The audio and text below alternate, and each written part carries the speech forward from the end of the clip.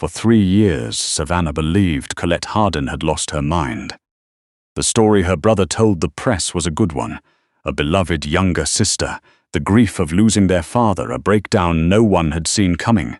Sutton Hardin cried at the press conference. She heard later that he had, and the city opened its arms around him and called him devoted and selfless and brave. There was a private facility mentioned, a place upstate where she could heal in peace. Flowers arrived at the estate for weeks. Sutton sent thank-you notes on cream-colored stationery. None of it was true. There was no facility upstate. There was only the East Wing. The East Wing of Hardin House was the oldest part of a mansion that had survived 2 centuries of Georgia heat and coastal storms with its ironwork intact. The room Sutton assigned to Colette had 12-foot ceilings, original plaster medallions, and bars on every window dressed up as decorative ironwork, so that from the garden they looked intentional. The keypad on her door had been installed the same week her brother declared her incompetent. The staff who slid trays through the lower compartment spoke to her as though she were made of glass and couldn't be trusted with the real world. She was 24 years old. She was not made of glass. When their father died 11 months before her institutionalization, it had left Colette alone in a family where she had always been the quieter one, the one who listened more than she spoke. She'd been halfway through her nursing degree when she began picking up shifts at Savannah Memorial, cross-referencing the patient outcomes she was recording against the clinical trial data that Hardin Pharmaceuticals had submitted to the FDA. The numbers didn't match, not slightly, not in ways you could chalk up to methodology. The figures had been engineered. Efficacy rates inflated, adverse events scrubbed clean, the paper trail constructed so carefully that a person would need both medical and financial training to see the seams. Colette had both. Her father had made sure of that. She spent 3 days deciding who to call. She never made the call. On the 4th day, 2 men she had never seen before knocked on the door of her apartment on Bolton Street. And the next thing she remembered was waking up in the east wing of a house she had grown up in, her belongings in a single suitcase, her phone gone, and her brother, standing in the doorway, telling her she needed to rest. She had not rested. She had listened. The antebellum bones of Hardin House were riddled with original cast-iron heating vents that Sutton had never bothered to modernize, because the aesthetic suited the historical designation displayed on a bronze plaque by the front gate. Sound moved through those vents the way water moves through old pipes, freely, completely, without the containment the house's current owner assumed. From the vent in the southeast corner of her bedroom, Colette could hear most of the dining room. From the vent above her wardrobe, she caught fragments of the study on the floor above. From the narrow utility vent behind her armoire, she heard the private office clearly enough to count the seconds between sentences. She had always had what her music teacher called a gift: absolute pitch, perfect auditory recall, a memory so precise she could replay a conversation 3 years later and give you the inflection on every syllable. She had never considered it exceptional. It was simply how her mind worked. In nursing school, she had used it to memorize pharmacology tables, drug interaction chains, procedural protocols. She could hear something once and retain it indefinitely, the way other people kept photographs. In the East Wing, she used it to build a case. Every conversation Sutton conducted within earshot of those vents she stored. Not on paper, not on any device she didn't trust, but in the filing system of her own mind. She organized it chronologically, categorically, by name and amount and transaction type. She knew every shell company Hardin Pharmaceuticals ran through its research subsidiary.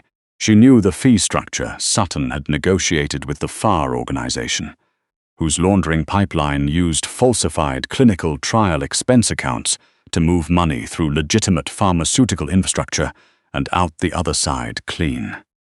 She knew the name of the offshore account in Nassau. She knew the routing number by heart. And she knew that for the past 8 months, Sutton had been stealing from them. Not enough to be obvious. Never enough to trigger immediate suspicion. 3% here, 4% there, redirected through a layer of shell entities that fed into a personal account in the Isle of Man. But it added up. Over 8 months, Sutton Hardin had siphoned $11 million from the Farr organization, and he had done it so methodically he believed himself invisible. Colette knew better. She had heard him. Tonight, the dining room was occupied for the first time in months by people who made her brother visibly nervous. She could hear the difference in his footsteps. Quicker, the weight forward on the ball of the foot, the stride of a man managing himself under pressure. She pressed close to the southeast vent and listened. The name she caught made her pulse jump. Leandro Farr, not a proxy, not one of his captains. Leandro Farr himself, which meant Sutton's arithmetic had finally caught someone's real attention. She moved to the armoire vent and listened to her brother's half of a call with his lawyer, the dead man's switch. She had first heard him set it up 14 months ago, a recording stored in the false bottom of the mahogany writing desk in the private study above her.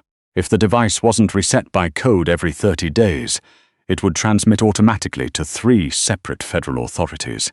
Insurance, Sutton had called it, the last card he could ever play. He had reset it last Tuesday. She had heard that too.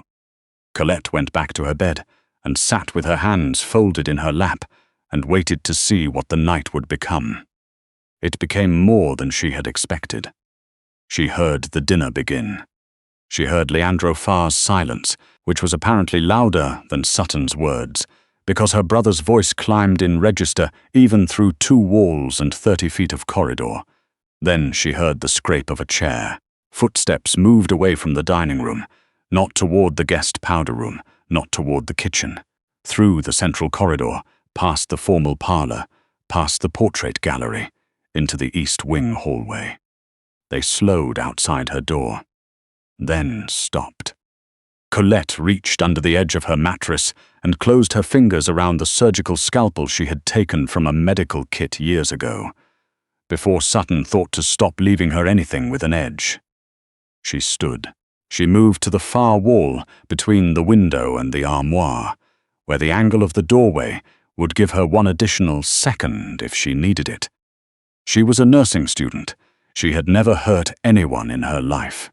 She understood that a scalpel against a man who carried the kind of weight Leandro Farr was reported to carry was not a reasonable exchange. She stood there anyway. The keypad chirped. Not a code entered, but bypassed. She heard the mechanical manipulation of the lock, the particular sequence of a pick rather than a combination, and then the door opened. He was tall in the way that filled a doorway without effort.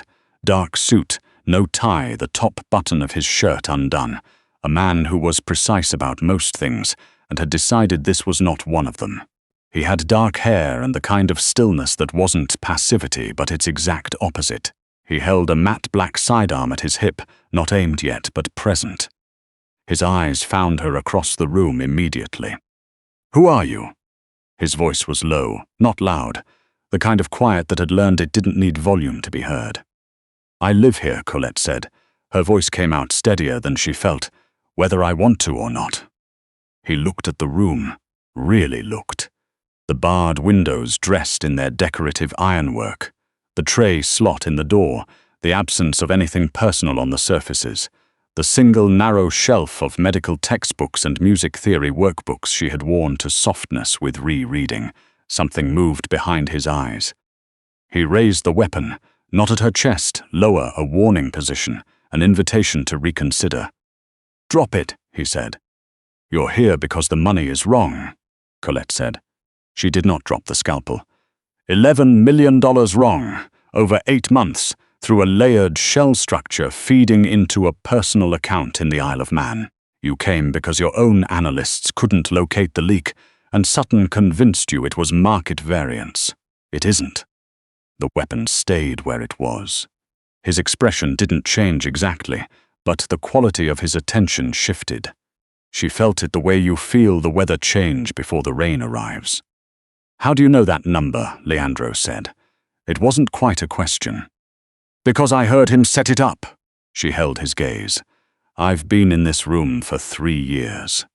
The vents in this wing are original cast iron, and they run directly into the walls of the study, the private office, and the dining room. Sutton has never thought to have them checked, because he doesn't think I matter enough to listen to. A silence stretched between them. He was evaluating her, not dismissively, but methodically, the way a man processes information he doesn't yet know what to do with. "Prove it," he said. She had expected that. April 9th, 9:47 in the evening. Your previous financial liaison, a man Sutton called only Reeves, called your offshore account coordinator to confirm the first redirected transfer. The amount was $214,000. Routing number ending in 8843, destination entity, Moreland Capital Advisors, Isle of Man. Sutton told him to flag it as a research consulting fee for a Phase 2 oncology trial. She paused. That trial had been terminated 4 months prior. The weapon went down, not holstered, lowered to his side. "I remember things," Colette said. "Every conversation I've ever heard, every number, every name. I don't need a computer, I am the record."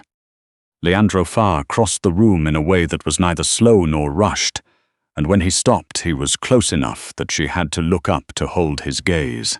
He was looking at her the way a cartographer might look at an island that isn't on any known map, with the particular focus of a man recalculating what he thought he understood about the territory. "Why hasn't he moved you?" Leandro asked. "Because I'm useful here." It was the darkest truth she knew about her brother. I'm a secret he can keep. If he moved me, he'd have to explain where I went. "Why are you telling me this?" She answered honestly. "Because you're the only person who has walked through that door in 3 years who has a reason to do something about it. And because Sutton has insurance." She watched his expression tighten. A dead man's switch, a recording that transmits to 3 federal offices automatically if it isn't reset by code every 30 days. He reset it last Tuesday, which means you have 22 days before you can't touch him without burning yourself in the process, unless you let me help you tonight. He studied her for a long moment. "What do you want?" She had been holding these words so long they had worn smooth inside her. "I want out of this room. I want my brother's name reduced to a cautionary footnote, and I want to walk out the front door of this house tonight under my own power. That's all. That's everything." He reached out, not roughly, not carelessly, and took the scalpel from her hand and set it on the shelf beside her medical textbooks. His fingers were warm and did not linger. "The dead man's switch," he said. "Where is it physically located?" "The private study. Mahogany writing desk, second drawer on the right, false bottom, triggered by pressing both sides simultaneously. The reset code is 6 digits, his father's birthday in reverse. He's never changed it because he's arrogant about legacy." She held his gaze. "The drawer needs to be cleared before we go to the dining room." He almost smiled. It didn't quite become one, but it came close. He extended his hand. She looked at it. She hadn't been touched by another human being, with any intent that wasn't clinical in longer than she could clearly remember, and for a moment her body did not know what to do with the offer. She took his hand. They moved through the East Wing corridor together, and the house felt different under her feet than it had the times she'd been escorted through it. Purposeful now, the way a space feels when you're moving through it on your own terms, rather than being moved through it by someone else's. In the private study, she stood at the door while Leandro went to the writing desk. She heard the click of the false bottom, the careful sound of him handling the device. 6 digits, he said without looking up. "Tell me again," she told him. A beat of silence, done. They walked toward the dining room side by side, and Colette could hear the sounds of the dinner before they reached the doorway. Her brother's voice pitched too high, filling silence that no one else was filling. She stepped into the light. The chandelier in the Hardin dining room was original crystal, and Colette had grown up eating beneath it every Sunday without ever thinking about its weight. She noticed it now, the way it threw light without mercy onto every face below, the way it made the room feel like an examination rather than a meal. Sutton sat at the head of the table with a linen napkin he had been pressing to his forehead. Those men she didn't recognize flanked the right side of the table, dark suits, the particular stillness of people who were armed and trained to wait. Congressman Aldrich Dale, a man whose voice she had heard through the study, vent more times than she could count, sat at the far end looking like he wished he were anywhere else on earth. The room went completely silent when they appeared. The blood left Sutton Hardin's face in a single visible wave. "Good evening, Sutton." Her voice filled the room cleanly. 3 years of speaking to no one had left it clear, unmarred by the social hedging most people learn to layer on unconsciously. She had nothing to perform. She simply spoke. Sutton stood so fast his chair caught on the Persian rug. "Colette!" Her name in his mouth sounded like a mistake he was trying to call back. "You! How are you? You should be in your room." "She should have been finishing her degree 3 years ago," Leandro said, from just behind her. He moved to her side and addressed the 2 men at the table without raising his voice. "Stand down." They did. Sutton's eyes moved between them, and she watched him calibrate. The version where he could still control this, the version where he couldn't, the version where he tried to manufacture a third option that didn't exist. She didn't give him time to settle on one. "The Isle of Man account," she said clearly, account ending in 6614, Mourned Capital Advisors, held under a shell entity called Delphi Strategies, LLC, $11,243,000, moved in 8 transfers over 8 months. She looked at her brother steadily. "Should I do the dates, Sutton? I can do all the dates." "She's unwell," Sutton said, and his voice broke somewhere in the middle of it. "She has a documented history. She's not stable. She's been under treatment. You cannot take her word against." October 3rd, 214,000. Colette kept her voice level. She didn't need notes. She didn't need anything but what she had always had. November 17th, 408,000. January 2nd, 612,000. She turned to Leandro. "Do you want me to continue?" "Keep going," he said quietly. She did.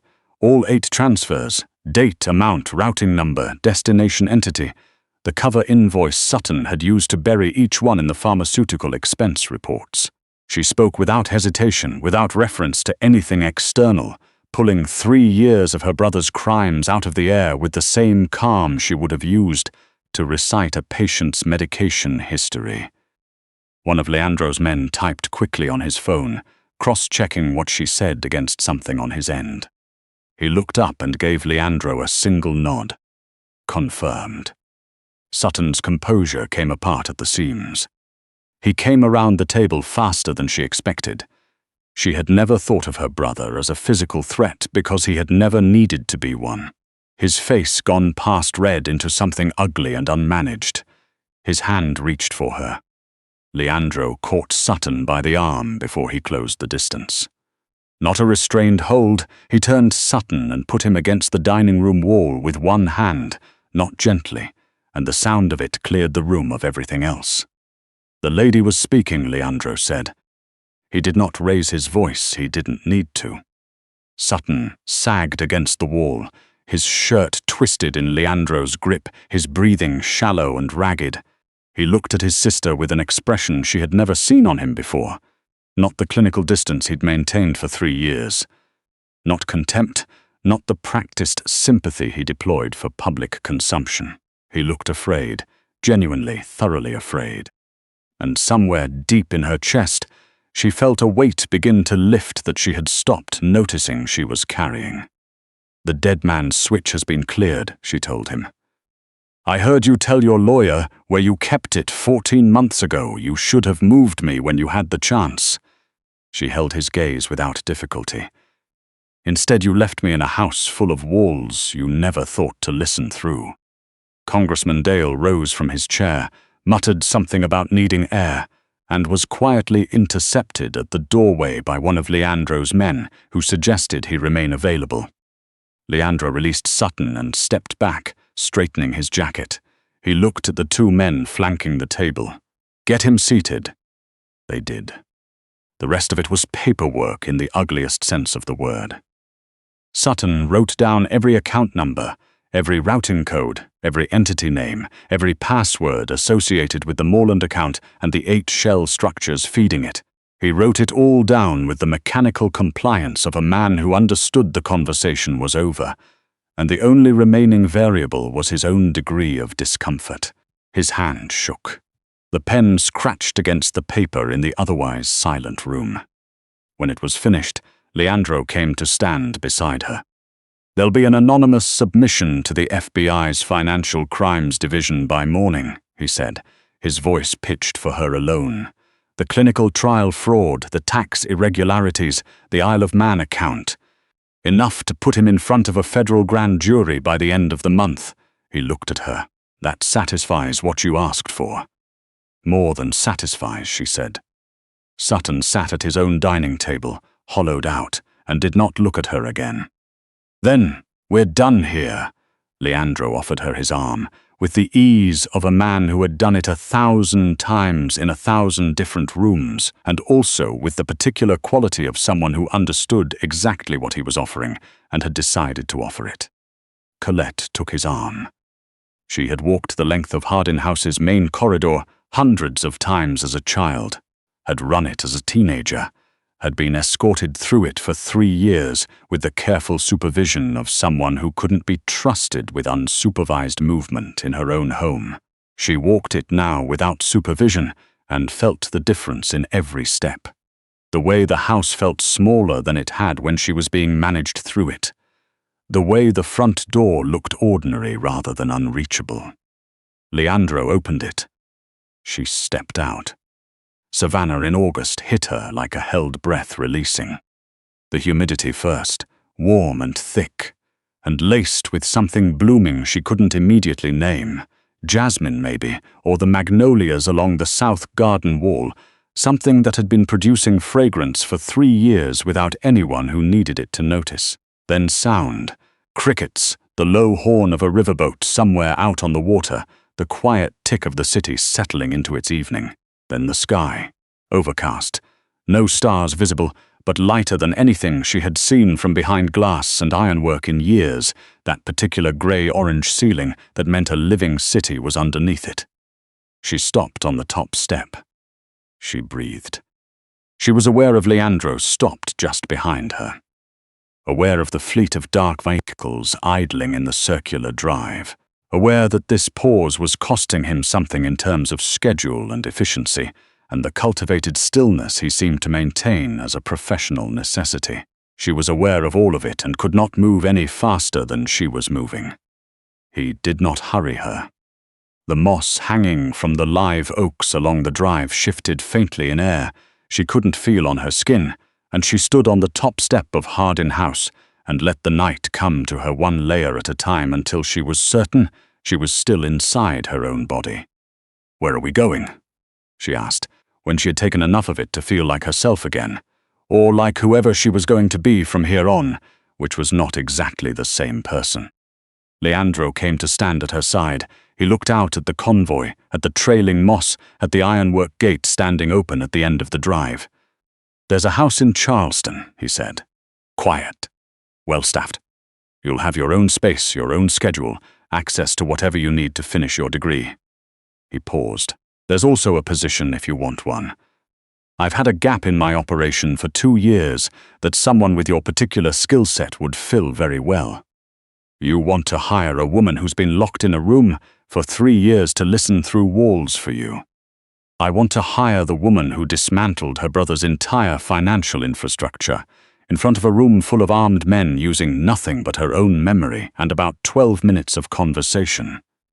He looked at her. "The walls are negotiable." Something rose in her chest, not the careful, contained exhale she had trained herself to use inside, but something with actual weight to it. She let it out. It turned out after 3 years that she still knew how to laugh. Leandro watched her with an expression she didn't have a name for yet. It was not the look of a man managing an acquisition. It was quieter than that, and more considered, and she understood without either of them saying anything further that the offer on the table was not only professional. She descended the front steps of Hardin House and walked toward the lead vehicle without looking back. One of Leandro's men held the rear door open. The interior was dark and cool and smelled of leather. She got in. Leandro settled beside her, and the door closed, and the convoy began to move, and the iron gates of Hardin House appeared in the rear-view window, and then fell away behind them and were gone. Colette turned her face toward the window. The streetlights of Savannah passed in long amber intervals, and the live oaks with their hanging moss made the road ahead look like something she had imagined so many times in the East Wing that she'd stopped expecting it to be real. It was real. The glass was cool under her fingertips. The city moved past her and kept moving. "I'll need music," she said. "We'll get you whatever you need," Leandro said. "And I don't do well with people who mistake being useful for being obedient. I'll make a note of it." She turned from the window and looked at him directly, and he held her gaze with a steadiness that had no performance in it.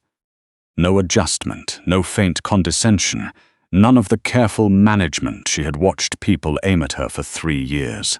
He looked at her the way she had looked at Hardin Pharmaceuticals' trial data, the first time she understood what she was seeing, with the full, unhedged attention of someone who recognizes exactly what they're looking at and intends to treat it accordingly. She faced forward. Outside, the lights of Savannah thinned and fell away, and the road ahead opened up, dark and long and unobstructed, and for the first time in 3 years Colette Hardin could not see a wall in any direction. It was, she decided, an excellent place to begin.